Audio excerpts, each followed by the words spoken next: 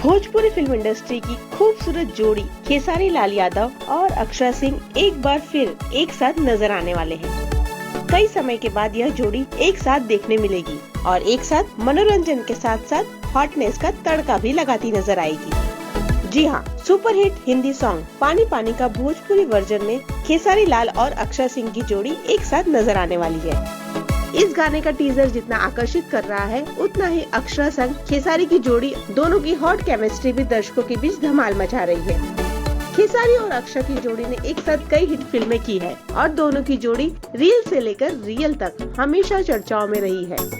और अब एक बार फिर इस जोड़ी को साथ देखने के लिए उनके फैंस काफी उत्साहित है और लोग यह उम्मीद भी कर रहे हैं कि यह जोड़ी बड़े पर्दे पर एक साथ धमाल मचाने को आ सकती है।